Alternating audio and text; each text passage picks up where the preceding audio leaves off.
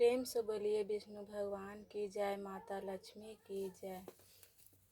एक समय की बात है कि भारत में एक राजा राज करता था। वह बड़ा ही प्रतापी और दानी था। वह प्रतिदिन मंदिर में दर्शन करने जाता था। वह ब्राह्मण और गुरु को सेवा किया करता था। उसके दरवाजे से कोई भी निराश होकर नहीं लौटता था तथा वह प्रत्येक गुरुवार को व्रत रखता एवं पूजन करता था। प्रतिदिन गरीबों को सहायता करता था, परंतु यह सब बातें उसकी रानी को अच्छी नहीं लगती थी। वह न व्रत करती थी और न किसी को एक पैसा दान भी देती थी तथा ऐसा ऐसा तथा राजा से भी ऐसा करने को मना किया करती थी। एक समय की बात है कि राजा तो शिकार खेलने वन में गए हुए थे, पर रानी और दासी थी। उस समय गुरु बृहस्पति देव एक साधु का रूप धारण कर राजा के दरवाजे पर भिक्षा मांगने गए तथा भिक्षा मांगी तो सभी रानी कहने लगी, हे साधु महाराज, मैं इस दान और पुण्य से तंग आ गई हूँ। मेरे तो घर का ही कार्य समाप्त नहीं होता। इस कार्य के लिए तो मेरे पतिदेव ही बहुत हैं। अब आप ऐसी कृपा करें कि यह सब धन नष्ट हो जावे तथा मैं आराम से रह सकूं। साधु बोले, हे देवी, तुम तो बड़ी विचित्र हो। संतान और धन से कोई दुखी नहीं होता, इसको सभी चाहते हैं। पापी भी पुत्र और धन की इच्छा करता है। अगर आपके पास धन अधिक है तो भूखे मनुष्यों को भोजन कराओ, प्याऊ लगाओ, ब्राह्मणों को दान दो, धर्मशाला बनवाओ, तालाब, कुआं, बावड़ी, बाग बगीचे आदि का निर्माण कराओ, निर्धन कुंवारी कन्याओं का विवाह कराओ और ये अनेकों यज्ञ आदि धर्म करो। इस प्रकार के कर्मों से आपका कुल और आपका नाम इस लोक में सार्थक होगा एवं स्वर्ग की प्राप्ति होगी। रानी साधु महाराज की बातों से खुश न हुई।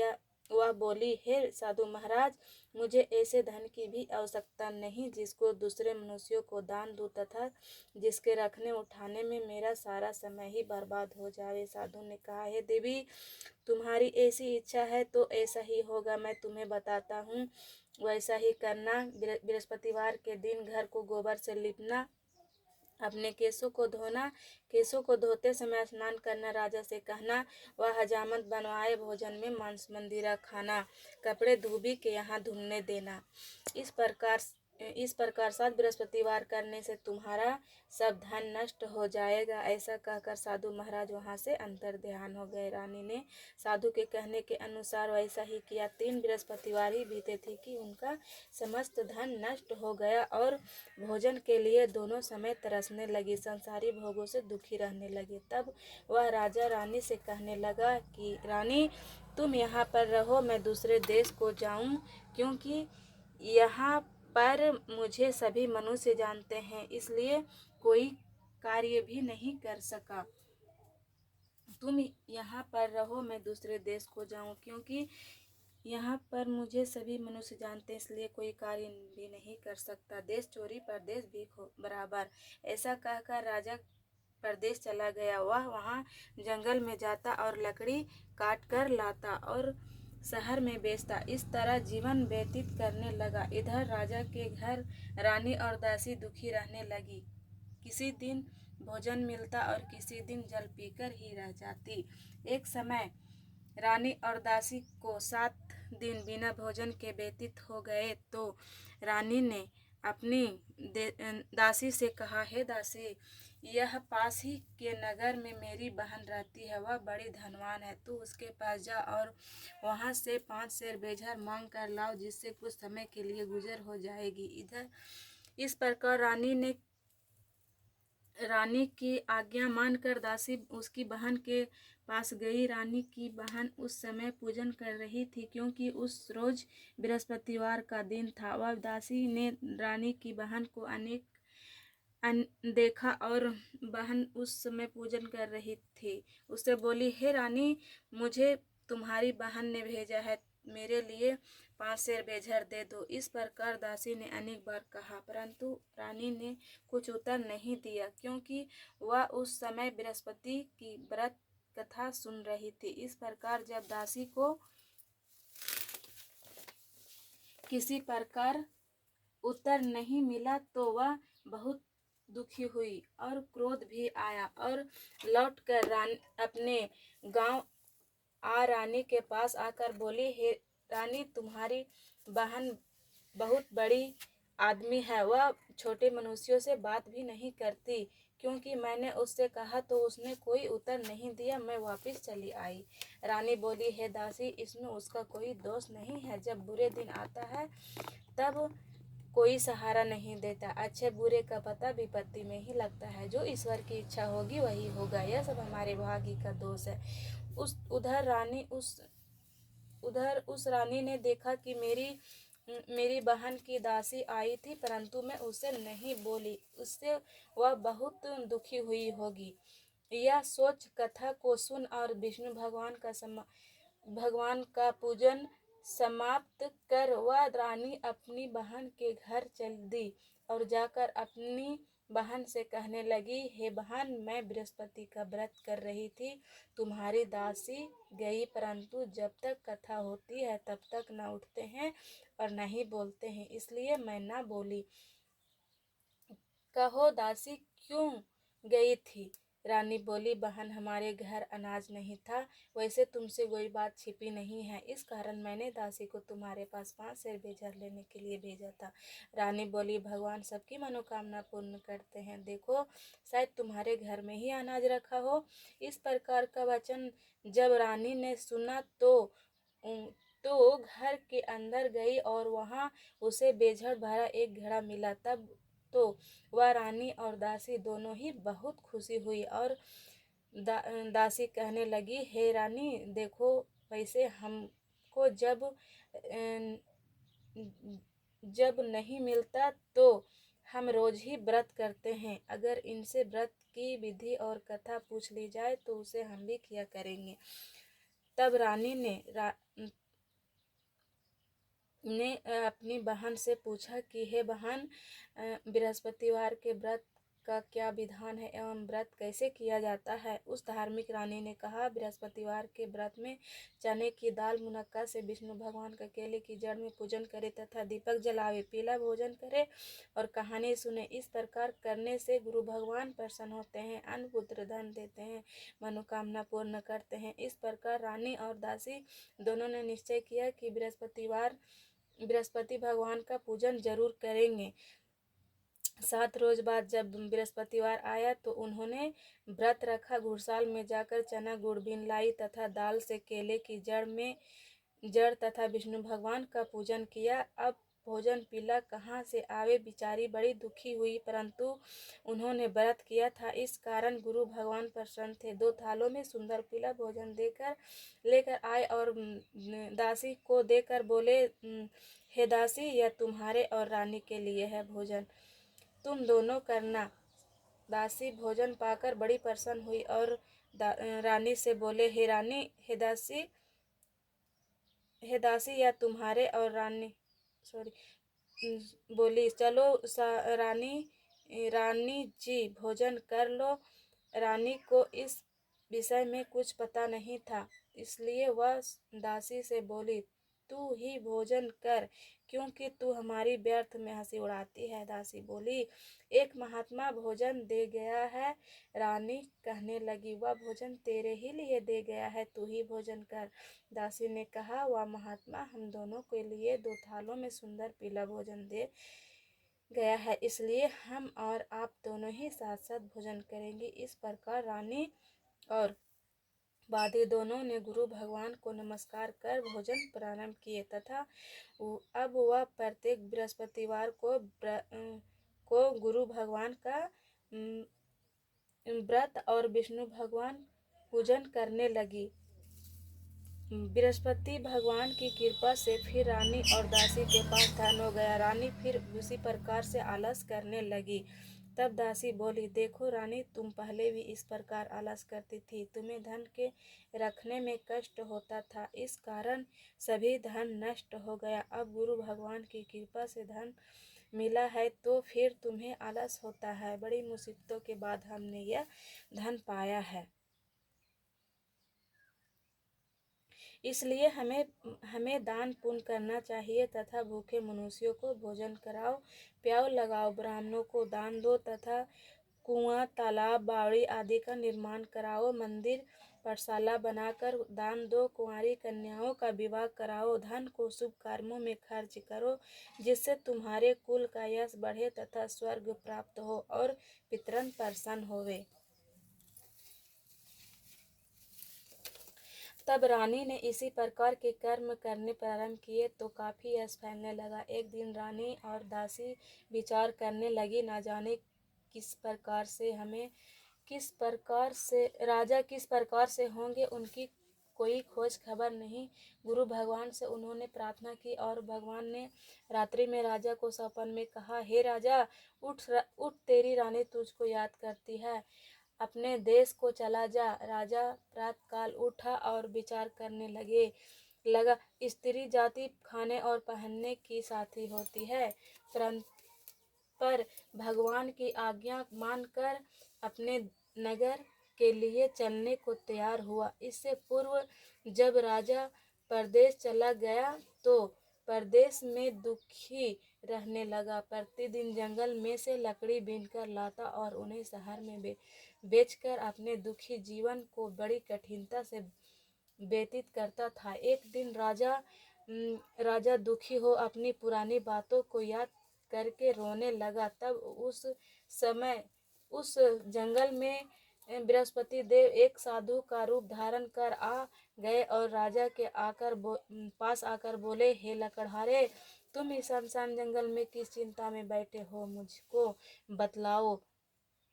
यह सुन राजा के नेत्रों में जल भर आया और साधु की वंदना कर बोले, हे प्रभु, आप सब कुछ जानने वाले हो। इतना कहकर साधु को अपनी संपूर्ण कहानी बतला दी। महात्मा दयालु होते हैं, इससे बोले, हे राजा, तुम्हारी स्त्री ने बृहस्पति देव का अपराध किया था, जिस कारण तुम्हारी यह दशा हुई।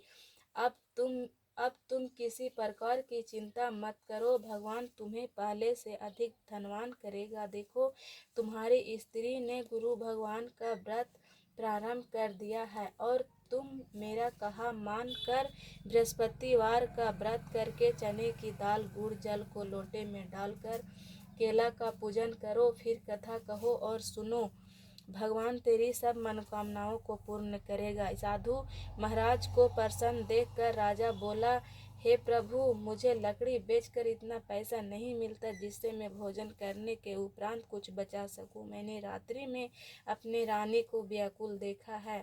मेरे पास कोई भी नहीं जिससे कुछ समाचार मंगा सकूं, और फिर मैं कौन सी कहानी कहूँ, यह मुझको कुछ भी मालूम नहीं है। साधु ने कहा, हे राजा, तुम किसी बात की चिंता मत करो। बृहस्पतिवार के दिन रोजाना की तरह लकड़ियां लेकर शहर को जाओ।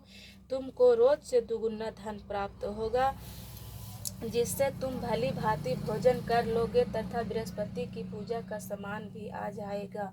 बृहस्पतिवार की कथा इस प्रकार से है। प्रेम से बोले विष्णु भगवान की जय। माता लक्ष्मी। प्राचीन काल में एक ब्राह्मण था, वह बहुत ही निर्धन था। उसके कोई भी संतान नहीं थी। उसकी स्त्री बहुत नम्रता के साथ रहती थी। वह न स्नान करती और न किसी देवता का पूजन करती थी। प्रातःकाल उठते ही सर्वप्रथम भोजन करती थी, बाद में अन्य कार्य करती थी। इससे ब्राह्मण देवता बड़े ही दुखी थे। बेचारे बहुत कुछ कहते थे किंतु उसका कोई परिणाम न निकला। भगवान की कृपा से ब्राह्मण की स्त्री को कन्या रूपी रतन पैदा हुआ और वह कन्या अपने पिता के घर में बड़ी होने लगी। वह बालिका प्रातः स्नान करके विष्णु भगवान का जाप करने लगी। बृहस्पतिवार का व्रत करने लगी। अपने पूजा पाठ को समाप्त करके स्कूल जाती तो अपनी मुट्ठी में जौ भर के ले जाती और पाठशाला के मार्ग में डालती जाती। तब वे जौ स्वर्ण के हो जाते। लौटते समय उनको बीन कर घर ले आती थी। एक दिन वह बालिका सूप में उन सोने के जौ को फटक कर साफ कर रही थी। उसकी माँ ने देख लिया और कहा, बेटी, सोने के जौ को फटकने के लिए सोने का सूप भी होना चाहिए। दूसरे दिन गुरुवार था। इस कन्या के व्रत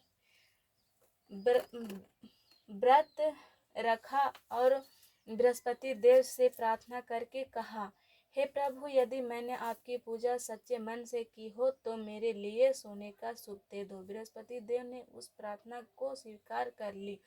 प्रतिदिन की तरह वह कन्या जौ फैलाती हुई जाने लगी। तब जब लौटकर जौ बिन रही थी तो बृहस्पति देव की कृपा से सोने का सूप मिला। उससे वह घर ले आई और उससे जौ साफ करने लगी, परंतु उसकी माँ का वही ढंग रहा।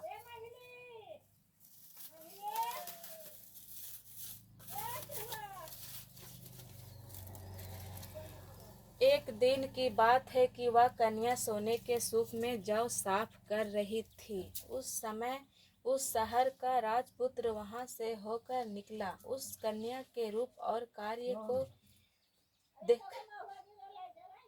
देखकर मोहित हो गया तथा अपने घर आकर भोजन तथा जल त्याग कर उदास होकर लेट गया। राजा को जब इस बात का पता लगा तो अपने प्रधानमंत्रियों के साथ उसके पास गए और बोले, बेटा, तुम्हें किस बात का कष्ट है? किसी ने अपमान किया है अथवा कोई और कारण हो सो कहो, मैं वही कार्य करूंगा जिससे तुम्हें प्रसन्नता हो। राजकुमार ने अपने पिता की बातें सुनी और तो वह बोला, मुझे आपकी कृपा से किसी बात का दुख नहीं है। किसी ने मेरा अपमान नहीं किया, परंतु मैं उस लड़की के साथ विवाह करना चाहता हूँ जो सोने के सूप में जौ को साफ कर रही थी।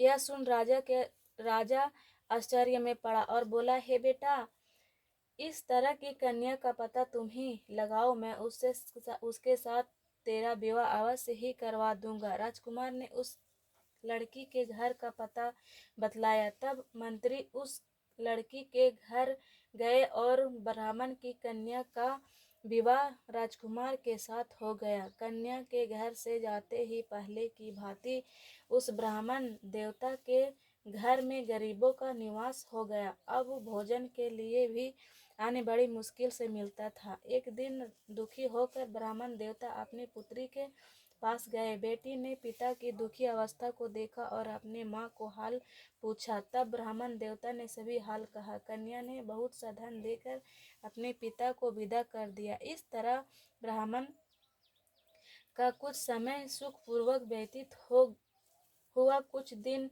बाद फिर वही हाल हो गया।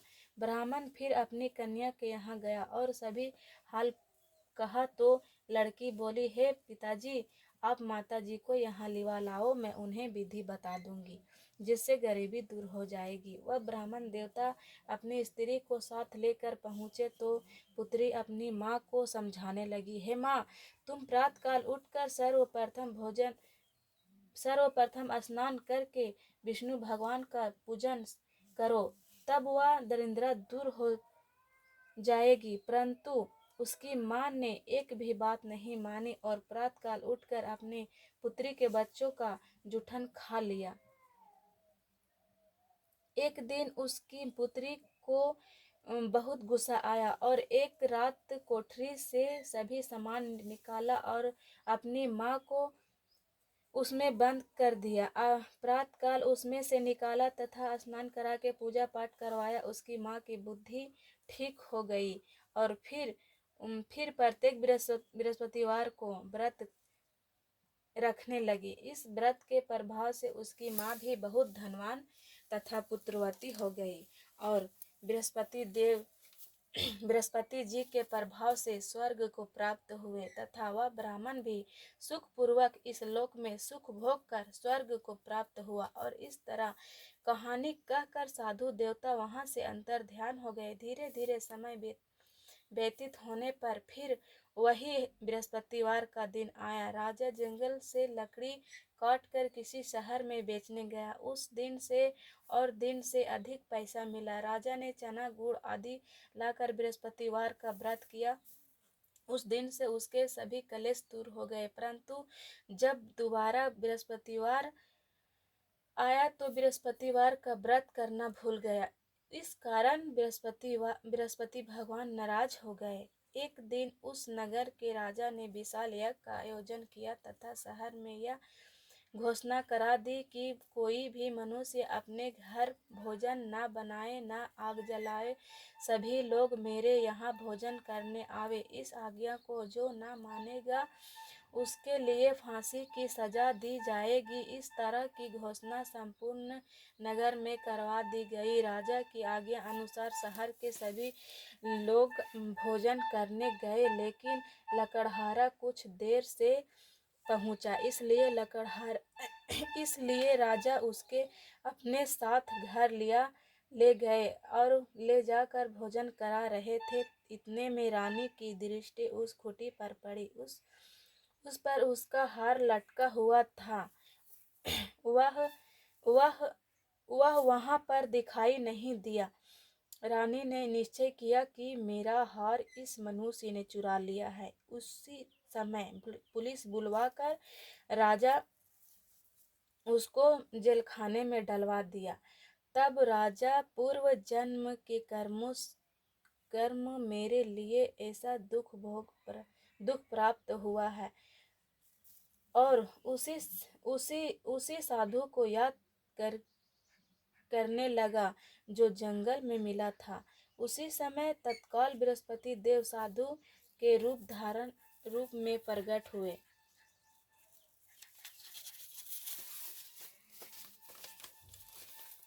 गए और उसकी दशा को देखकर कहने लगे, अरे मूर्ख, तूने भगवान बृहस्पति की कथा नहीं की, इस कारण तेरे लिए दुख प्राप्त हुआ है। अब चिंता मत करो। बृहस्पतिवार के दिन जेलखाने के दरवाजे पर तुम्हें 4 पैसे पड़े मिलेंगे। उनसे तू बृहस्पति देव का पूजा करना, तेरे सभी कष्ट दूर हो जाएंगे। तत्पश्चात बृहस्पतिवार के रोज उस 4 पैसे मिले। राजा ने कथा कही। उसी रात्रि को बृहस्पति देव ने उस नगर के राजा को स्वप्न में कहा, हे राजा, तुम्हें जिस आदमी को जेलखाने में बंद कर दिया है वह निर्दोष है।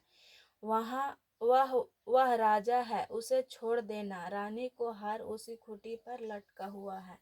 अगर तू ऐसा नहीं करेगा तो मैं तेरे राज्य को नष्ट कर दूंगा।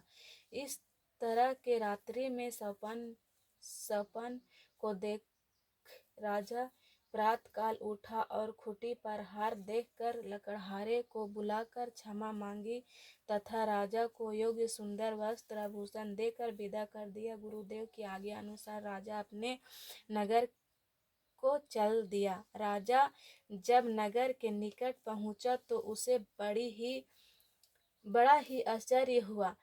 नगर में पहले से अधिक बाग, तालाब, कुएं तथा बहुत सी धर्मशालाएं, मंदिर आदि बने हुए थे। राजा ने पूछा कि यह किसका बाग है और धर्मशाला है। तब नगर के सभी लोग कहने लगे कि यह सब रानी और वादी के हैं। तो राजा को आश्चर्य हुआ और गुस्सा भी आया। जब रानी ने यह खबर सुनी कि राजा आ रहे हैं तो उसने वादी से कहा, हे दासी, देख, राजा हमको कितनी बुरी हालत में छोड़ गए थे। वह हमारी ऐसी हालत देखकर लौट न जाए, इसलिए तू दरवाजे पर खड़ी हो जा। आज्ञा अनुसार दासी दरवाजे पर खड़ी हो गई और आए तो उन्हें अपने साथ लिवा आए। तब राजा ने क्रोध करके अपनी तलवार निकाली और पूछने लगी, यह बतलाओ कि यह धन तुम्हें कैसे प्राप्त हुआ है। तब उन्होंने कहा, हमें यह सब धन बृहस्पति देव के व्रत के प्रभाव से प्राप्त हुआ है। राजा ने निश्चय किया कि 7 रोज बाद तो सभी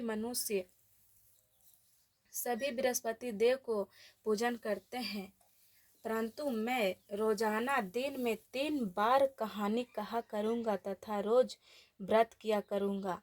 अब हर समय राजा के दुपट्टे में चने की दाल बंधी रहती थी। दिन में 3 बार कहानी कहता। एक दिन राजा ने विचार किया कि चले अपने बहन के यहाँ हो आवें। इस तरह निश्चय कर राजा घोड़े पर सवार हो अपनी बहन के यहाँ चलने लगा। मार्ग में उसने देखा कि कुछ आदमी एक मुर्दे को लिए जा रहे हैं। उन्हें रोककर अपनी कथा कहने लगा, अरे भैया, मेरी बृहस्पति की कथा सुन लो। वे बोले, लो, हमारा तो आदमी मर गया है, इसको अपनी कथा की पड़ी है। परंतु कुछ आदमी बोले, अच्छा कहो, हम तुम्हारी कथा भी सुनेंगे। राजा ने दाल निकाली और जब कथा आदि हुई कि मुर्दा हिलने लग गया और जब कथा समाप्त हो गया तो राम राम करके वह मनुष्य खड़ा हो गया। आगे मार्ग में उससे एक किसान खेत में हल चलाता मिला। राजा उसे देखा और उसे बोला, अरे भैया, तुम मेरी बृहस्पति की कथा सुन लो। किसान बोला, जब तक मैं तेरी कथा सुनूंगा तब तक 4 हरैया जोत लूंगा। जा अपनी कथा किसी और को सुनाना। इस तरह राजा आगे चलने लगा। राजा के हटते ही बैल पछाड़ खाकर गिर गए तथा उसके पेट में जोरों का दर्द होने लगा। उस समय उसकी माँ रोटी लेकर आई और उसे जब यह देखा तो अपनी पुत्र से सब हाल पूछा और बेटे ने सभी हाल कह दिया। तो बुढ़िया दौड़ी दौड़ी उस घुड़सवार के पास गई और उससे बोली, मैं तेरी कथा सुनूंगी, तू अपनी कथा मेरे खेत पर ही चलकर कहना। राजा ने बुढ़िया के खेत पर जाकर कथा कही। उसके सुनते ही बैल खड़े हो गए तथा किसान के पेट का दर्द बंद हो गया। राजा अपनी बहन के घर पहुंच गया। बहन ने भाई को खूब मेहमानी की। दूसरे रोज प्रातःकाल उठा राजा जगा तो वह देखने लगा कि सब लोग भोजन कर रहे हैं। राजा अपनी बहन से कहा कि ऐसा कोई मनुष्य है जिसने भोजन नहीं किया हो, मेरी बृहस्पति की कथा सुन ले। बहन बोली, भैया, यह देश ऐसा है, पहले यहाँ के लोग भोजन करते हैं, बाद में अन्य कार्य करते हैं।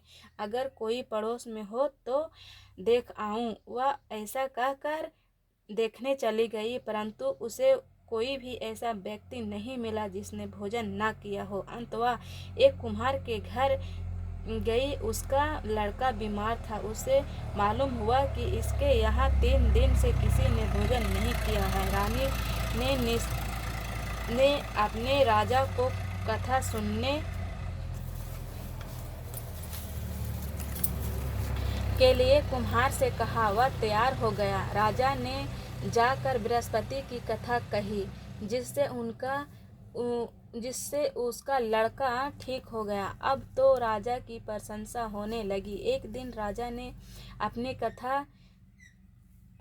बहन से कहा कि हे बहन, हम अपने घर को जाएंगे, तुम भी तैयार हो जाओ। राजा की बहन ने अपनी सास से कही। सास बोली, हाँ, चली जा, परंतु अपने लड़कों को मत ले जाना, क्योंकि तेरे भाई के कोई संतान नहीं होती। बहन ने अपने भैया से कहा, हे भैया, मैं तो चलूंगी, परंतु कोई बालक नहीं जाएगा। राजा बोला, जब कोई बालक नहीं जाएगा तो तुम ही चलकर क्या करोगी। बड़े दुखी मन से राजा अपने नगर को लौट आया। राजा ने अपनी रानी से कहा, हम निर्वंशी राजा हैं, हमारा मुंह देखने का कोई धर्म नहीं है, कुछ भोजन आदि नहीं किया। रानी बोली, हे प्रभु, बृहस्पति देव ने हमें सब कुछ दिया है, हमें संतान भी अवश्य देंगे। उसी रात को बृहस्पति देव ने राजा को सौपन में कहा, राजा उठ, सभी सोच को त्याग दे। रानी रानी को गर्व है। राजा को यह बात सुनकर बड़ी खुशी हुई। 9वें महीने में उसका गर्भ से एक सुंदर पुत्र पैदा हुआ और तब राजा बोला, हे रानी, स्त्री बिना भोजन के रह सकती है, बिना कहे नहीं रह सकती। जब मेरी बहन आवे तो तुम उसे कुछ कहना मत। रानी सुनकर हाँ कर दिया। जब राजा की बहन ने यह शुभ समाचार सुना कि वह बहुत दुखी वह बहुत खुश हुई तथा बधाई लेकर अपने भाई के यहाँ आई। तब भी रानी कहा, घोड़ा चढ़कर नहीं आई, गधा चढ़कर आई हो।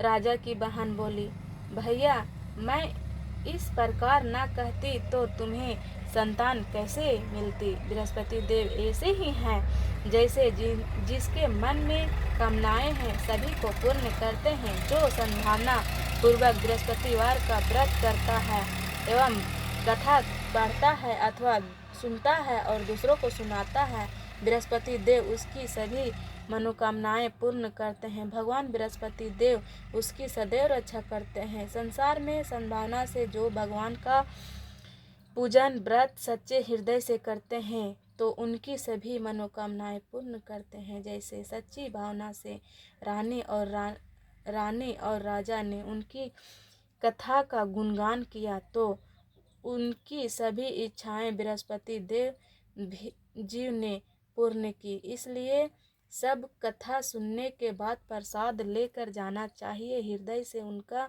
मनन करते हुए जय जयकार बोलना चाहिए। प्रेम से बोलिए विष्णु भगवान की जय, माता लक्ष्मी की जय।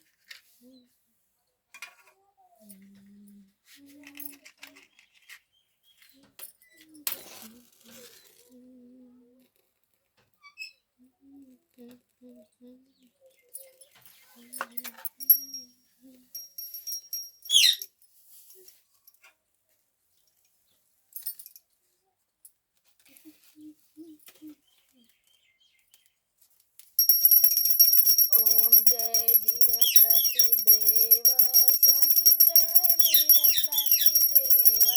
चिन्ह चिन्ह भोगी लगाऊं, चिन्ह भोगी लगाऊं, कदली फल मेवा। ओम जय बृहस्पति देव, तुम पूरन परमात्मा, तुम अंतर्यामी प्रभु, तुम अंतर्यामी। जगता पिता